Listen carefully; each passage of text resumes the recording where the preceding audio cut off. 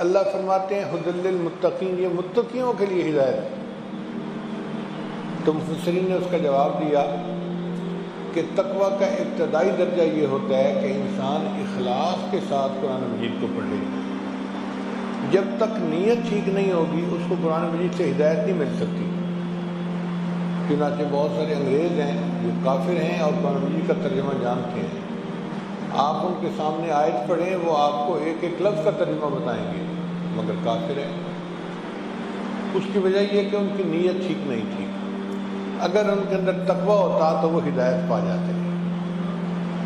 چنانچہ ایک English translator ایسا بھی ہے جس نے قرآن مجید کی انگلش میں ٹرانسلیٹر کی، پھر اس نے دین کو قبول کر لیا، مسلمان بن گیا۔ تو متقی ہونا اس کے لیے ابتدائی شرط ہے۔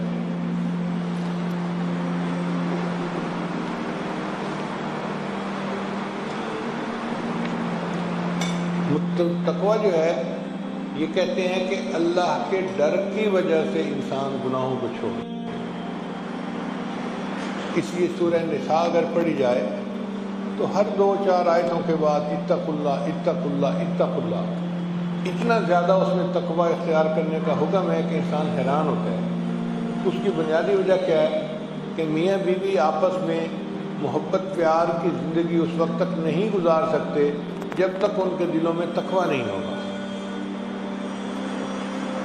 تقوی کے بغیر انسان ناانصافی کرتا ہے، حقوق کو پامال کرتا ہے اور دوسرے بندے کی ایذا کا سبب بنتا ہے۔ اس لیے فرمایا کہ تم تقوی اختیار کرو، تقوی اختیار کرو، تقوی اختیار کرو۔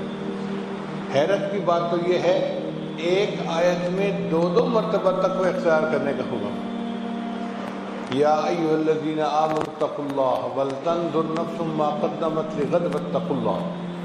اب دیکھیں آیت ایک ہے، شروع میں بھی اتقوا اللہ، دوسری مرتبہ پھر اتقوا اللہ، تو کوئی اہمیت ہے نا اس کی کہ اللہ رب العزت جو شہنشاہ ہیں، جو کائنات کے مالک خالق ہیں، وہ ایک فکرے میں 2 مرتبہ تقوی اختیار کرنے کا حکم فرماتے ہیں۔ چنانچہ ذنون مصری رحمۃ اللہ علیہ سے کسی نے پوچھا کہ حضرت تقوی کیا ہے؟ فرمانے لگے اگر انسان کے دل کی تمناؤں کو مجسم کر کے تشتری میں رکھیں اور سرے بازار پھیلائیں تو اس کو کسی تمنا کے اوپر شرمندگی نہ ہو، اس کو تقوی کہتے ہیں۔ یعنی دل میں کوئی تمنا بھی ایسی نہ ہو کہ جو گناہ والی ہو۔ حضرت خواجہ عبد المالک صدیقی رحمۃ اللہ فرمایا کرتے تھے کہ تقوی یہ ہے کہ انسان ایسی زندگی گزارے کہ قیامت کے دن کوئی اس کا گریبان پکڑنے والا نہ ہو،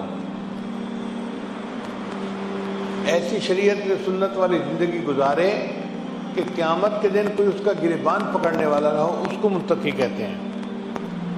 حضرت مرشد عالم رحمۃ اللہ فرمایا کرتے تھے اللہ کو راضی کرنے کی خاطر چھوٹے بڑے سب گناہوں کو چھوڑ دینا، اس کا نام تقوی ہے۔ ابن کعب رضی اللہ عنہ صحابی ہیں، بڑے عالم تھے، تو ایک مرتبہ امیر المومنین حضرت عمر رضی اللہ عنہ نے ان سے پوچھا کہ آپ مجھے بتائیں تقوی کیا ہے؟